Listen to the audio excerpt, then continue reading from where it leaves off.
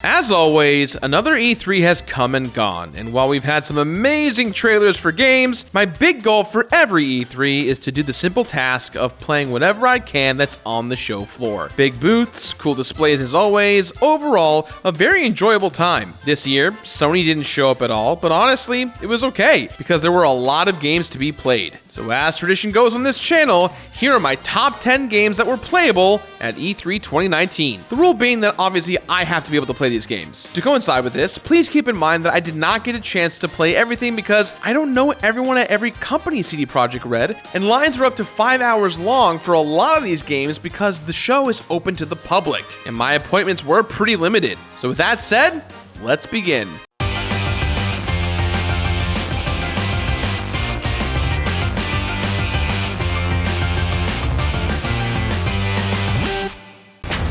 Number 10. So some of you may remember my video that I did with Scary Game Squad a couple of years ago on a game called Until Dawn. It was a brilliant scary game that played more like a film, but all of the mechanics of the game were based almost entirely around the butterfly effect and choices. Well, Man of Medan is Supermassive Games' follow-up to Until Dawn, with the prefix title of The Dark Pictures, clearly paving the way for a lot more future titles to come. Taking place on a boat, this game, unlike Until Dawn, is really emphasizing horror based on supernatural as its center focus. In the demo I played, you play as this woman that is lost on this Titanic-esque ship, encountering things from hallucinations to zombies. Honestly, this demo is very bite-sized, but it had me super intrigued, bringing back the great mechanics from the previous title and placing them front and center once again. I'm excited to see if the butterfly effect of making decisions will really have ramifications on the plot of the game. Number 9. Okay, so technically speaking, I'm kind of breaking my own rule here because this game was not playable on the show floor at E3 2019, except for the fact that I did play it at the Super Mario Maker 2 Invitational. That's why I put it so low on this list. And in contrast, Super Mario Maker 1 was at the top of my list of my E3 games of 2015. God, time has gone by so fast. When it comes to Mario Maker 2, they added a lot of new content. Multiplayer integration, slopes, switches, a whole other Mario level type with Super Mario 3D World, more enemies, power-ups, environmental manipulations, including music, and day and nighttime elements. And I'm really not doing a good enough job of describing what's in this game because there is so much more. With a pretty obvious theory that with the DLC coming up in the future, there might be more different Mario level types. This game hands down will be one of the best selling titles on the Nintendo Switch of this year. And the best part, it comes out in just a few short weeks. That's probably why it's not here at E3. And while Abdallah did win the Invitational, I am very happy with second place. A huge shout out to Yellow Killer Bee and the Dragon Feeny for being such wonderful people. Number 8. So a funny little game that really caught my attention at the first perusal of E3's Indiecade this year was Boyfriend Dungeon. Apparently the dating sim turned dungeon crawler was birthed out of the wonderful mysterious land of Kickstarter. And the reception was so good, they kept adding more and more content because they wanted to give back to the fans that were interested. And I can really appreciate that. So when you hear the title Boyfriend Dungeon, your first thought may be, oh, it's just another dating sim that takes place in a school or something like that. That's not really the case here. In this game, you date your weapons. The strength of this game is that they incorporate the dating elements in a true RPG format. The better your relationship is with each weapon, the better they get and the harder you hit. The concept of this game is pretty rock solid. They may have a way to go yet in the dungeon crawling aspect, but of what I got my hands on, the game handles well, the combat's satisfactory, the healing mechanics and loot systems aren't that bad, the overall aesthetics are really cool, and best of all, as you're cutting up baddies, in the very next room, you can just elect to go on a quick date with your weapons. So for a dating sim with some action RPG elements, it seems kind of tight. At the end of the day, I'm super stoked about this game. Number 7.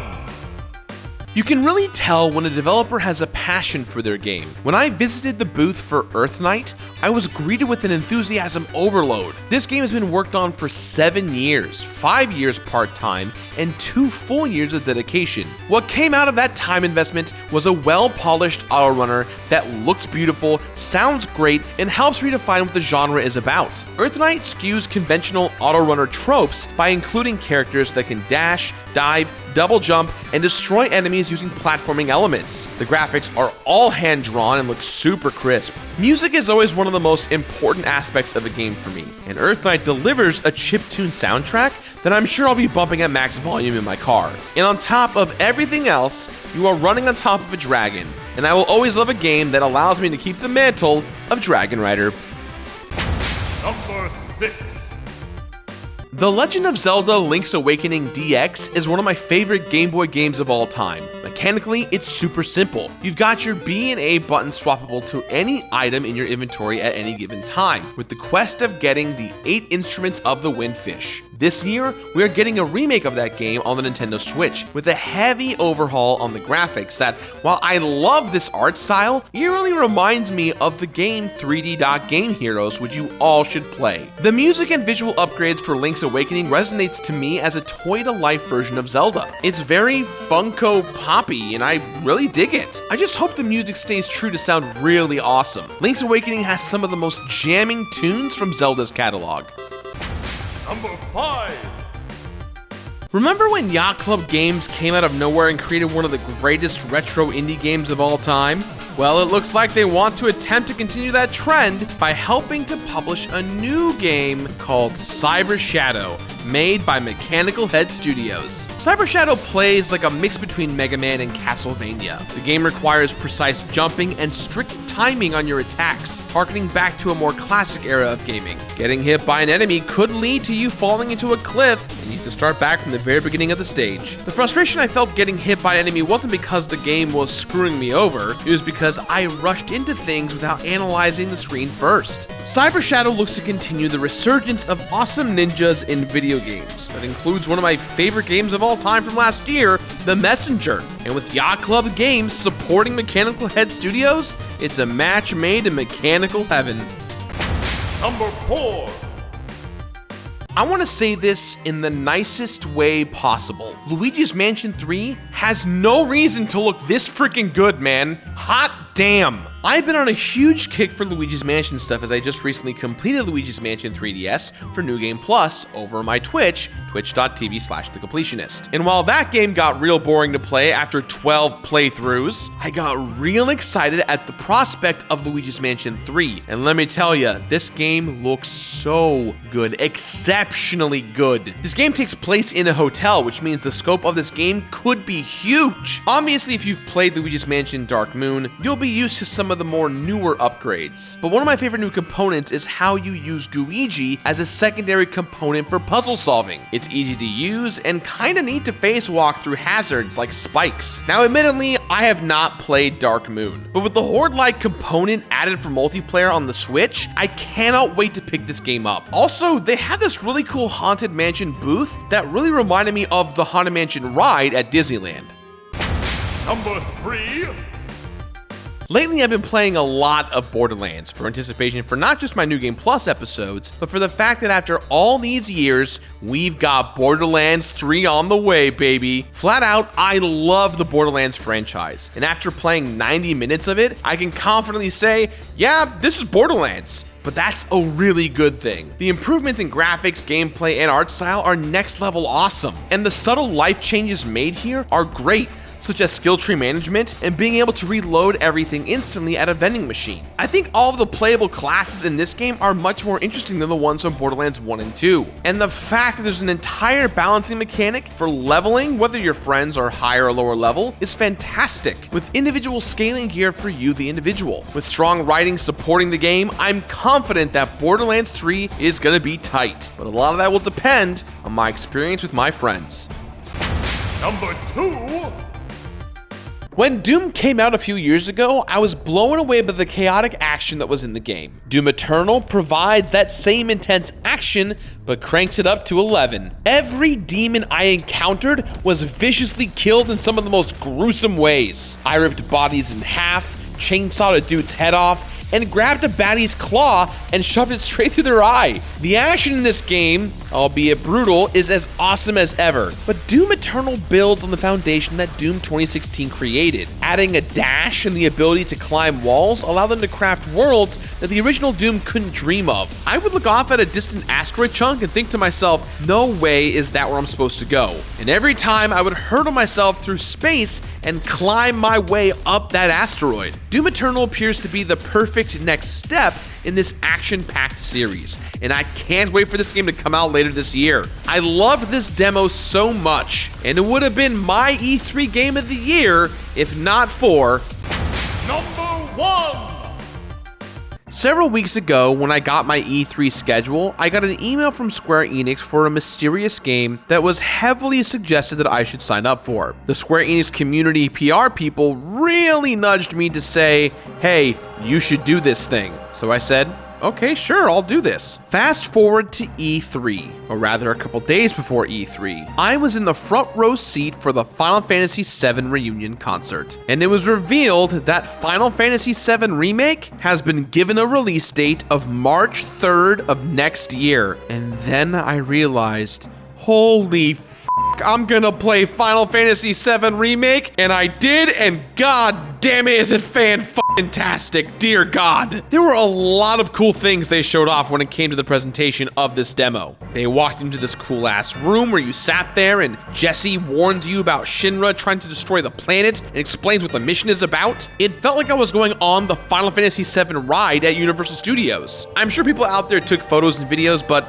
we kind of weren't allowed to do so. And from there, they gave us the controller. Everyone got to play this game. So the demo is short. It essentially leads us to the boss fight at the end of the very first reactor. But the combat felt so freaking good. Now, if I could describe it, and I'm sure you're all gonna hate the sound of this, but it makes sense to me because I'm a big Square Enix nut, I would describe it as Final Fantasy 15 meets Final Fantasy 13 meets Secret of Mana. I know, not the greatest way to describe it, but combat feels incredible. You can dodge attacks or block to avoid damage, resulting in giving you full mobility of all the characters in play. Turn-based combat may be completely gone, but the ATB meter is still alive and well, and it works in its own mysterious way. Essentially, you smash the attack button until you earn a bar of ATB. When the bar is filled, you can then use it for one action. This might be using an item, casting a spell, or in Cloud's case,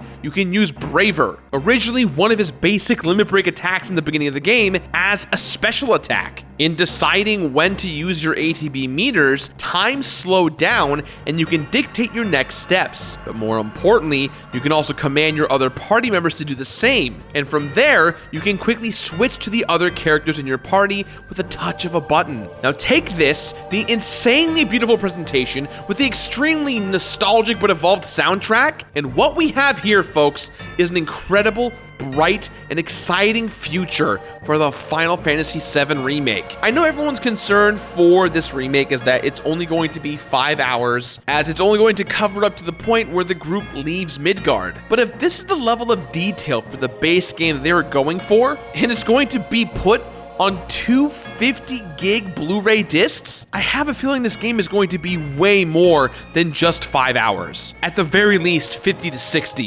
Hopefully, this game is going to be huge.